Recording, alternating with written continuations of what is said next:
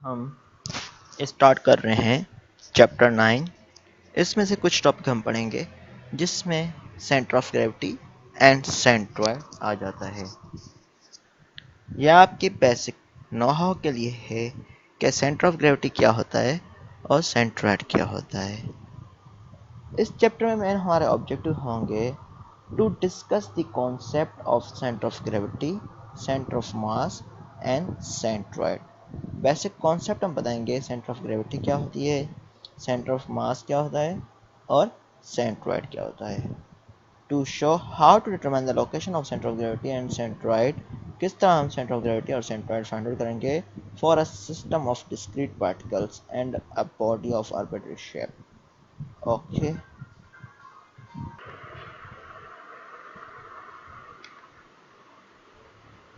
इसकी एप्लीकेशन कहाँ कहाँ पे है। अब देखें, जब हम डिज़ाइन करते हैं कोई स्ट्रक्चर, जैसे कि इसमें एक एग्जांपल लिया है water tank. We will need to know weight of the tank and water. हमें पता होना चाहिए वेट क्या है टैंक का और वाटर का, और उसकी लोकेशन क्या है, क्योंकि लोकेशन के मुताबिक इसमें ग्रेविटी या दूसरे पॉइंट चेंज होते हैं। तो उसके से हमें पता चलेगा वेयर द फोर्स रिप्रेजेंट, और किस तरफ रिजल्ट फोर्स है, वेट किस तरह एक्ट करेगा और किस तरह क्या लोड किस तरह डिस्ट्रीब्यूट होगा और सारे पॉइंट पे किस तरह एक्ट करेगा, जैसे कि विदस्टैंड कर सके। ठीक है, तो इस सेंटर ऑफ ग्रेविटी से हमें पता चलेगा कि वेट किस तरफ एक्ट करेगा। तो इसको डिटरमाइन कैसे किया जाए, वेट कैसे पता चला है, लोकेशन कैसे है, उसका ये एप्लीकेशन है। उसके अलावा दूसरी एप्लीकेशन है, जैसे कि हम one concern about the sporty utility vehicle. ठीक है, एक व्हीकल है एसयूवी एस जो स्पोर्टी है। तो ये हो सकता है कि शार्प टर्न पे ये वेट को विदस्टैंड ना कर सके और इसमें कोई हादसा पेश आ जाए। तो उसके लिए हमारे पास इसका स्टेबिलिटी क्राइटेरिया चेक करते हैं जो सेंटर ऑफ मास से रिप्रेजेंट किया जाता है। ठीक है, अब सेंटर ऑफ ग्रेविटी होता क्या है। सेंटर ऑफ ग्रेविटी क्या होता है, एक ऐसा पॉइंट जहाँ पर पूरा वेट ऑफ बॉडी या सिस्टम का वेट जो है कंसिडर किया जाता है एक्ट कर रहा है। कोई एक पॉइंट जहाँ पर हम कंसिडर करते हैं पूरा वेट ऑफ बॉडी एक्ट कर रहा है।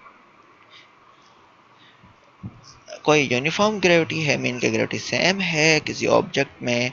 ठीक है, दोनों सेम शेप मतलब कि ग्रेविटी में हैं, जैसे कि वाटर की और मर्क्यूरी की चेंज है।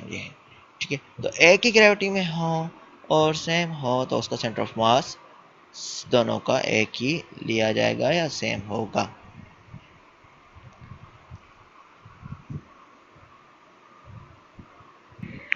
अब सेंटर ऑफ मास क्या होता है, it is the point at which the distribution of mass is equal in all direction।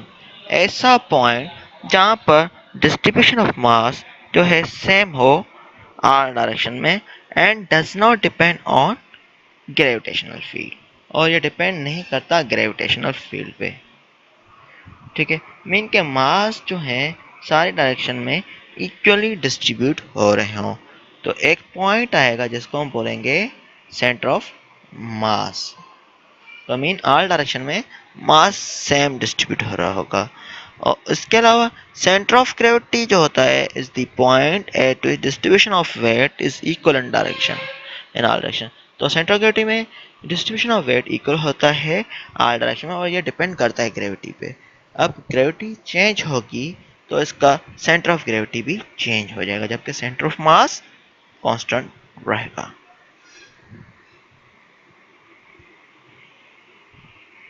अब centre of gravity and centre of mass for a system of particles. ठीक है, तो सेंटर ऑफ ग्रेविटी जो है हाँ फाइंड आउट करने के लिए सिस्टम ऑफ पार्टिकल्स के लिए ये डिफरेंट पार्टिकल्स हैं W1, W2, Wn। तो इस तरह से बहुत हो सकते हैं पार्टिकल्स।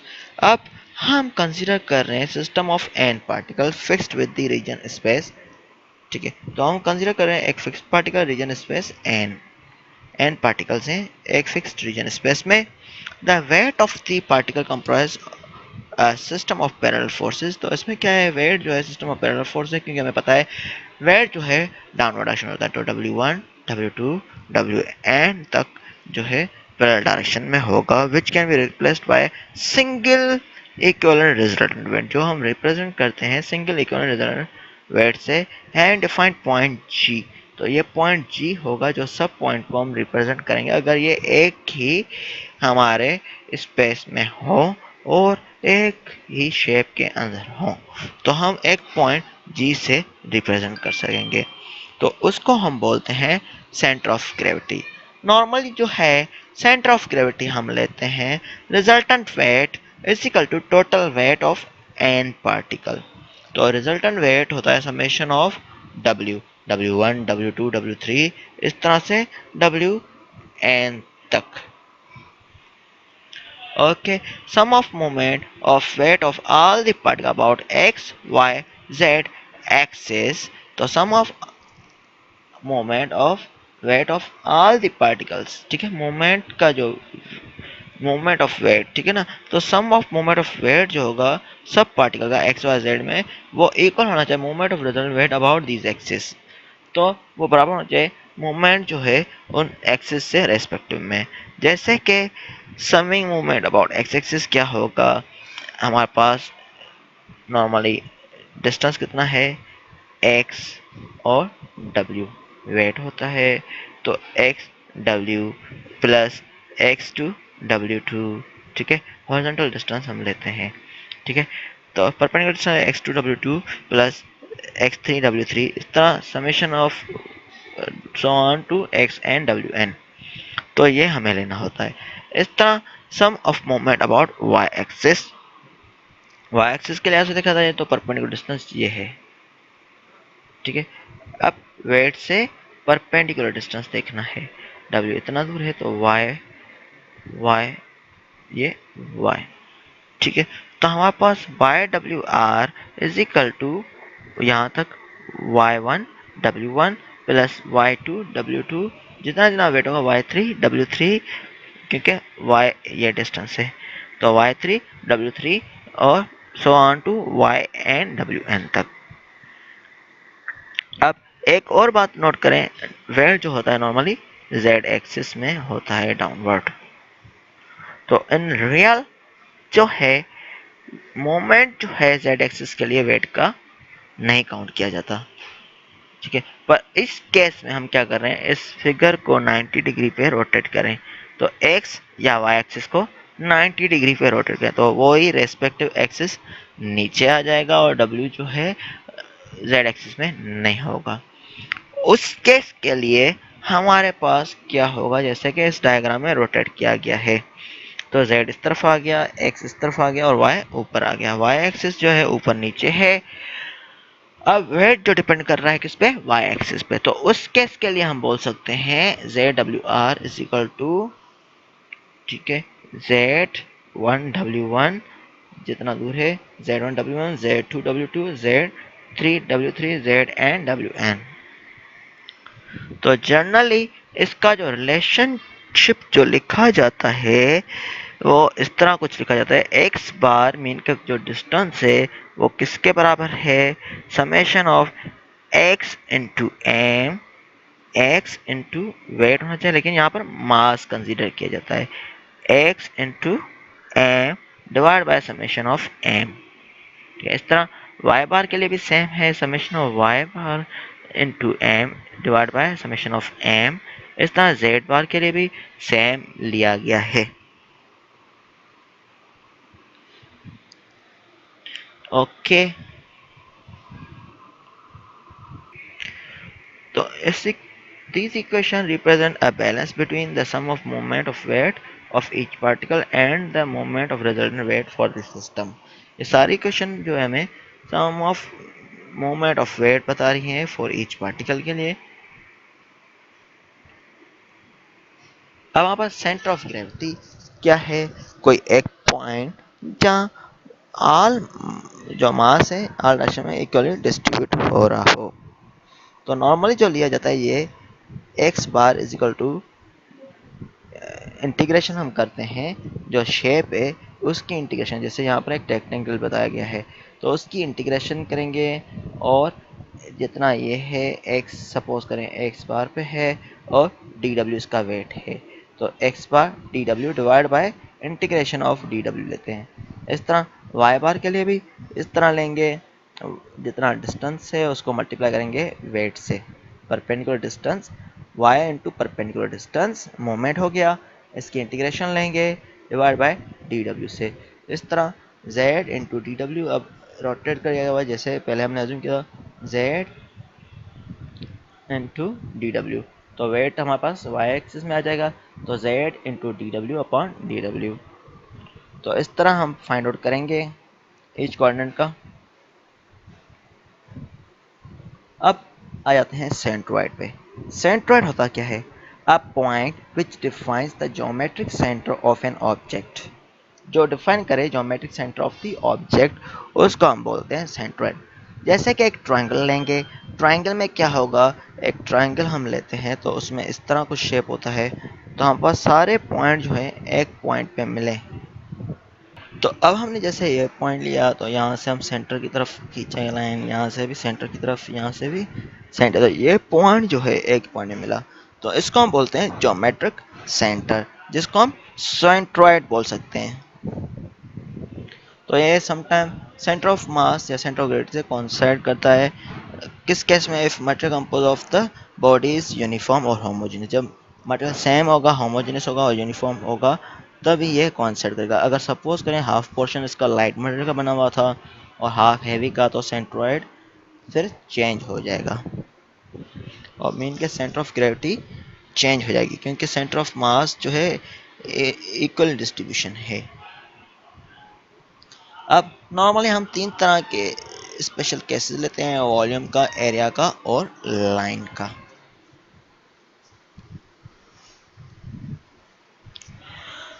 अब वॉल्यूम के लिए सिमिलर मेथड होगा। अब क्या होगा, होगा वही मेथड जैसे कि हम वेट ले रहे थे, वॉल्यूम के लिए यहाँ डीवी लेंगे, पहले जो हम ले रहे थे डी डब्ल्यू ले रहे थे, अब वॉल्यूम के लिए डीवी देंगे और कितना वॉल्यूम है किसी स्पेस का, जैसे कि यहाँ क्यूब लिया है तो इसका वॉल्यूम डीवी है और डिस्टेंस कितना है एक्स पे, तो एक्स एक्सिस से डिस्टेंस कितना है एक्स है और वॉल्यूम डीवी है, इसका होल इंटीग्रेट करेंगे वी से और डिवाइड बाय डीवी से।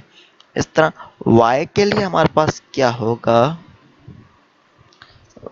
y के लिए भी हम क्या लेंगे, डिस्टेंस कितना है y बार और कितना है ये dv, इंटीग्रेशन लेंगे v का, टोटल मीन के एरिया वॉल्यूम कितना है इसका डिवाइड बाय dv और इंटीग्रेशन ये। इस तरह z का भी यही लिया गया है।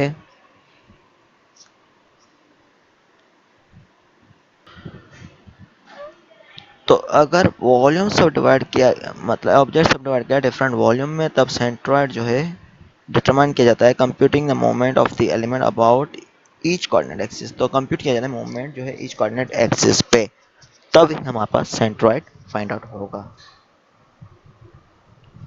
वॉल्यूम के बाद एरिया के लिए, अब एरिया में क्या होगा, सेम फार्मूला है, खाली हमारे पास चेंजिंग जो आ रही है डीवी की जगह डी हो जाएगा ऊपर और नीचे।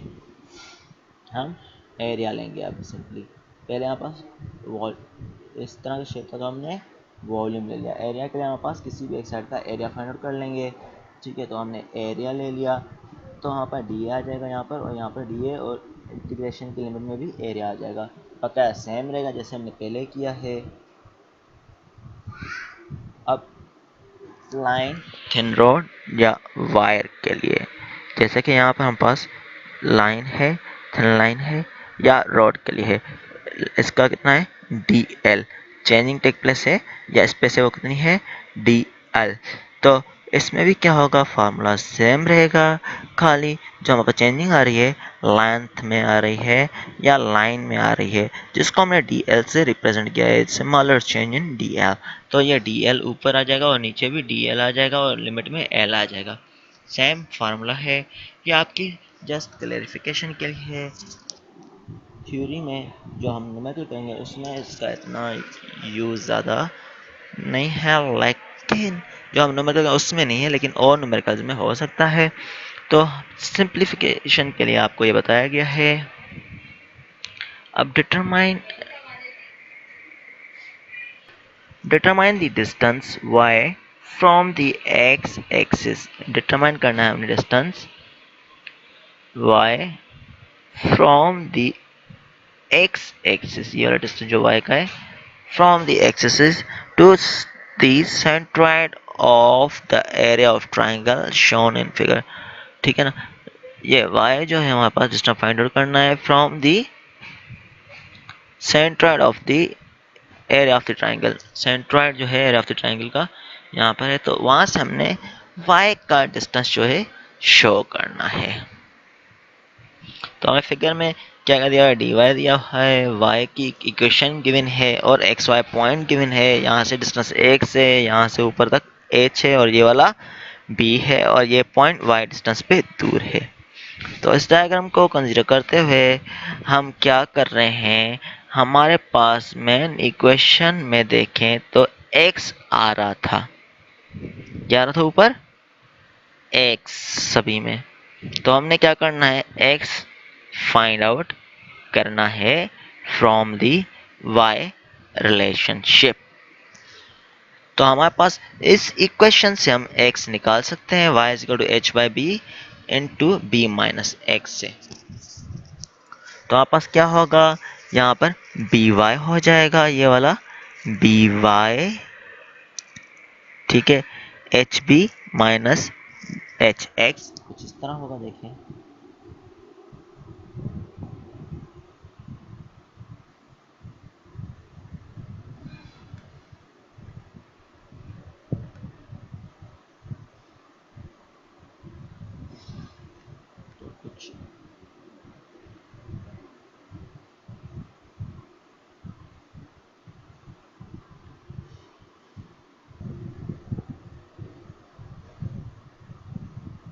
तो कुछ इस तरह हो जाएगा हमारे पास, ये b y is equal to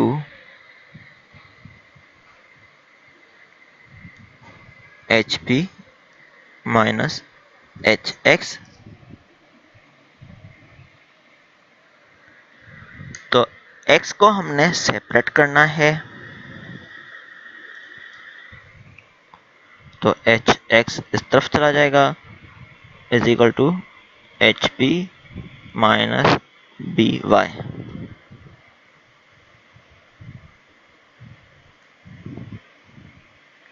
okay, तो इस तरफ देखें हमारे पास b कॉमन है, h x is equal to हम बोल सकते हैं b इंटू बी कॉमन हो गया h माइनस वाई। तो h उस तरफ लेके जाएं,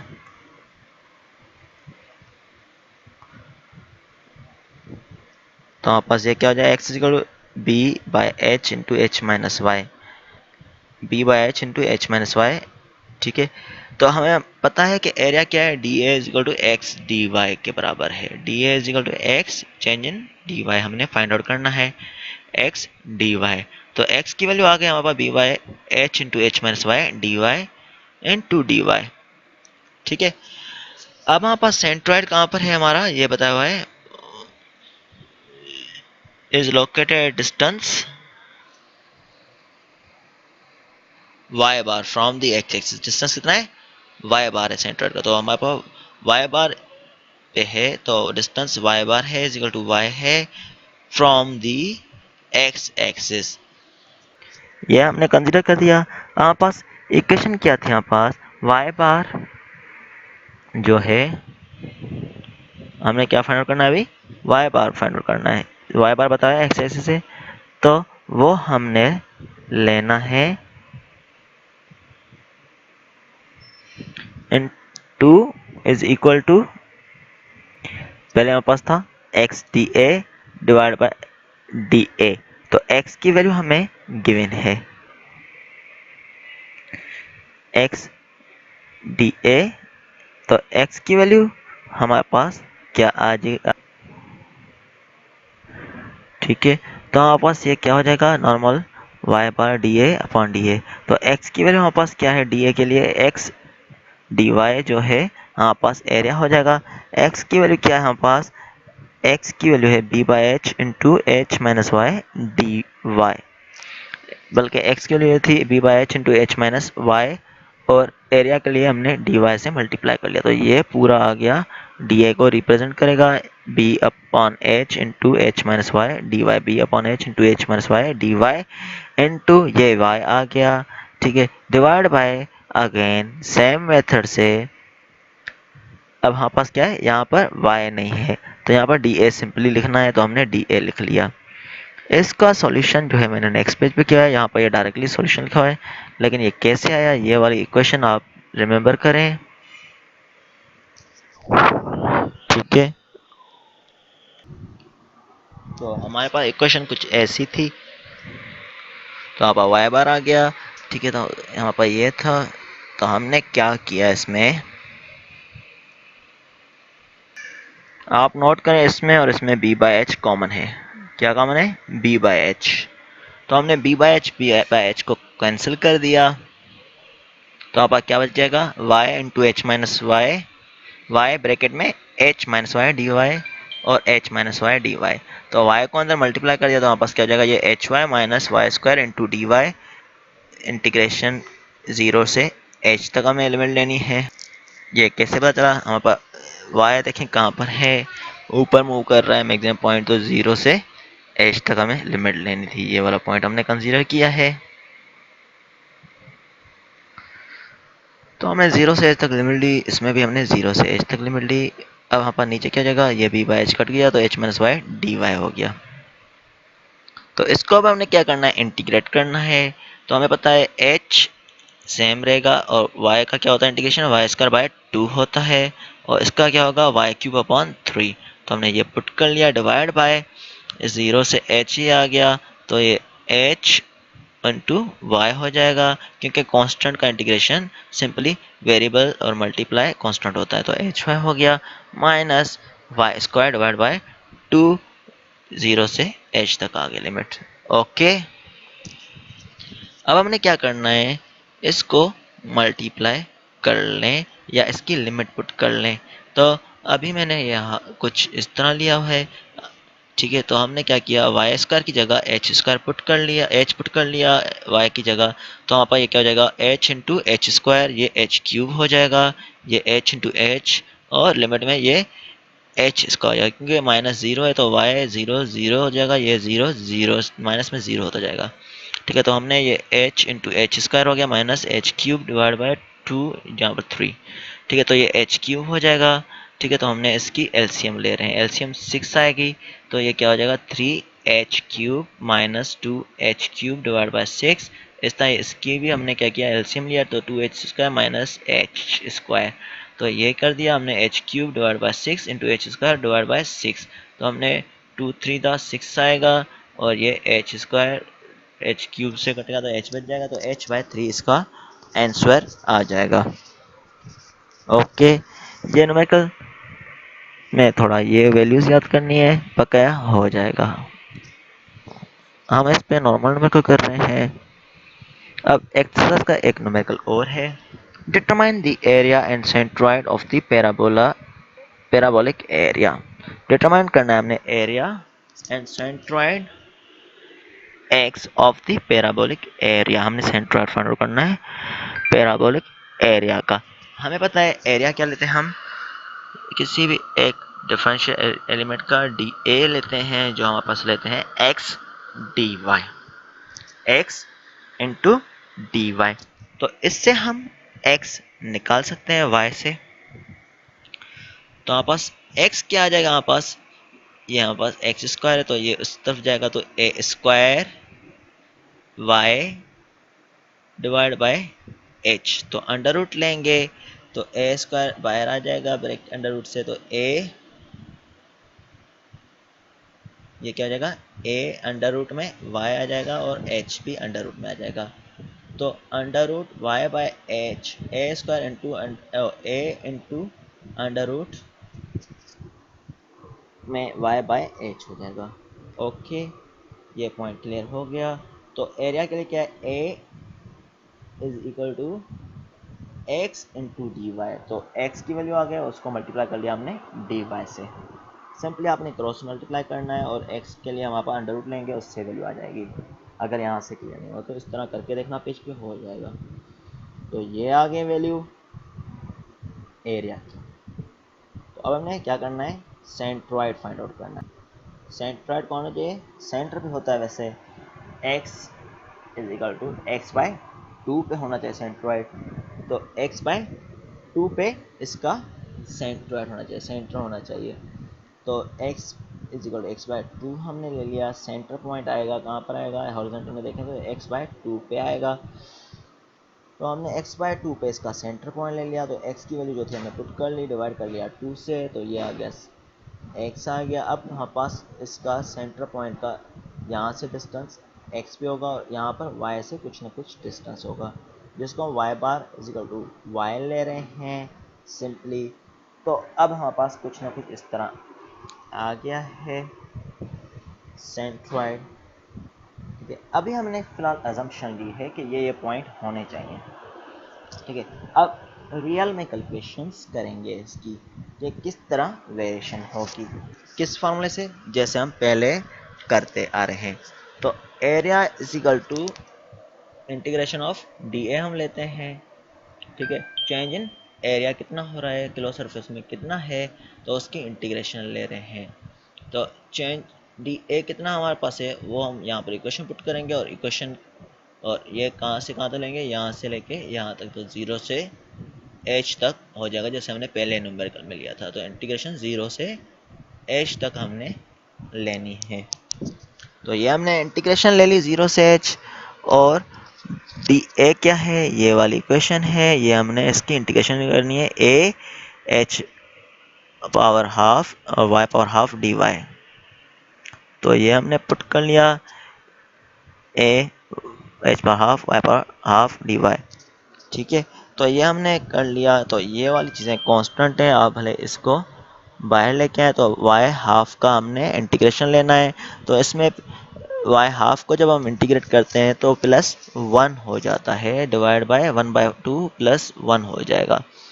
ठीक है, तो हमारे पास 1/2 प्लस 1 करेंगे तो हमारे पास हो जाता है 3/2। तो y पावर 3/2 हो जाएगा, और डिवाइड बाय 3/2 होता है, तो 3 नीचे आ गया, 2 ऊपर आ जाएगा। ठीक है, तो 2a into Y 3/2 into 3h half हो जाएगा। तो 0 से h से मिल रहे हैं, तो y की जगह पर h पुट करेंगे तो h पावर 3/2 हो जाएगा। जो पावर कटते हैं काट लें, तो हमारे पास दिस इज इक्वल टू क्या हो जाएगा, 2/3 इंटू AH। इसको आप सॉल्व करके देखें, इसमें कोई डिफ़िकल्टी हो तो आप पूछ लेना। ये इजी स्टेप है, इसलिए मैंने ये ज़्यादा सॉल्व नहीं किया है। अब आ जाते हैं सेंट्रॉइड। सेंट्रॉइड हम किस तरह फाइंड आउट कर सकते थे, ज़रा पीछे रिवाइंड करें। सेंट्रॉइड हम फाइंड आउट कर सकते हैं या वॉल्यूम के मुताबिक x t v divide by v से, या x t a divide by a से। तो हमें इस केस में हमारे पास क्या गिवन है, एरिया गिवन है। तो x D A divide by D A से हम ये ले रहे हैं। तो हमने ये वाला फार्मूला कंसीडर किया है, x D A divide by D A. तो x क्या हमें गिवन है, वही वाली चीज़, x की वैल्यू हमने पुट कर ली, और dA हमने जो फाइंड आउट किया था उसको कर लिया। ठीक है, डिवाइड बाय dA, ये वाला पूरा इक्वेशन नीचे आ जाएगा। अगेन 0 से h से लिमिट आ जाएगा। ठीक है, तो अब आपने क्या करना है, इनको मल्टीप्लाई करना है। जो चीज़ें सेम है ये मल्टीप्लाई करें, तो ये क्या हो जाएगा, ए स्क्वायर और 2 h power half plus h power half. तो पावर ऐड हो जाएंगे तो h सिंगल हो जाएगा, 2 इंटू h हो जाएगा, और y power half plus y power half, तो ये y हो जाएगा इंटू डी वाई। ओके, ये वाला पोर्शन आपको क्लियर हो गया होगा। ये ए स्क्वायर मल्टीप्लाई किया और ये y का पावर हाफ प्लस जो पावर होते हैं ऐड हो जाते हैं जब हमारे पास दोनों सेम मल्टीप्लाई होते हैं, तो ये y पावर 1 हो जाएगा, हाफ प्लस हाफ 1 हो जाएगा, इस तरह इसका भी h power half plus h power half, तो ये क्या हो जाएगा, मतलब पावर जो है हाफ हाफ ऐड हो रहे हैं तो 2h हो जाएगा, ये h होगा वो 2 मल्टीप्लाई में हमने इसलिए पुट कर लिया, तो ये आ गया यहाँ से पोर्शन। और इसकी इंटीग्रेशन करेंगे एरिया की सिंपली, तो आपस क्या हो जाएगा, हाफ, इसको सोल्व करेंगे तो 2/3 ah आ जाएगा। ठीक है, तो अब हमने क्या करना है, इसको इंटीग्रेट करना है, तो ये क्या हो जाएगा, वाई स्क्वायर डिवाइड बाई 2 हो जाएगा, तो वाई स्क्वायर बाई 2 हो गया, 0 से h, अब लिमिट पुट कर लें, 0 से h, तो ये पुट कर ली, इसको आप सोल्व करेंगे तो आपको बस मिल जाएगा 3.3/8 a, ये हो गया इसका सेंट्रॉइड, और ऊपर वाला था इसका एरिया था। इस तरह का एक और न्यूमेरिकल है, locate the centroid x of the area. आपने सेंट्रॉइड फाइंड आउट करना है, ठीक है, ऑफ द एरिया जो हमें गिवन है। तो ये सेम मेथड है, मेरे ख्याल में आप लोग कर लेंगे इजीली, जो हमने पहले न्यूमेरिकल किया है, d a is equal to y d x लेना है। यहाँ पर पहले हमारे पास शेप इस तरफ था, अब हमारे पास शेप उस तरफ है, तो x की जगह वाई डी एक्स हमने ले लिया है इस न्यूमेरिकल में। बकाया अब हमारे पास लिमिट भी क्या होगी, पहले हमारे पास ऊपर इस तरफ होता था तो हमने क्या लेते थे, 0 से s लेते थे, अब हमारे पास उस तरफ है तो हमारे पास 0 से b लिमिट लेंगे। बकाया न्यूमेरिकल सेम मेथड है, और डी ए की जगह वाई डी एक्स यूज हो जाएगा, बकाया सेम मेथड है, तो आप इजीली कर लेंगे। तो ये न्यूमेरिकल आप सॉल्व करें, अगर इसमें कोई डिफ़िकल्टी तो आप पूछ लें, और ये वाला जो क्वेश्चन है असाइनमेंट 3 में आप लोग ऐड कर लें। असाइनमेंट 3 में टोटल यही क्वेश्चन है, एक ये वाला और बकाया जो हमने प्रीवियस चैप्टर से बताए थे, तो ये वाले सॉल्व करें, आप सबमिट करवाएं। ओके, इसमें कोई डिफ़िकल्टी हो तो आप पूछ लेना। ये टॉपिक यहाँ तक अभी हम कर रहे हैं, तो आप प्रैक्टिस करें फाइनल के लिए इन टॉपिक्स की। आपको कोई डिफ़िकल्टी हो तो पूछें, हम लाइव सेशन में भी हो जाएंगे। Okay, thank you very much.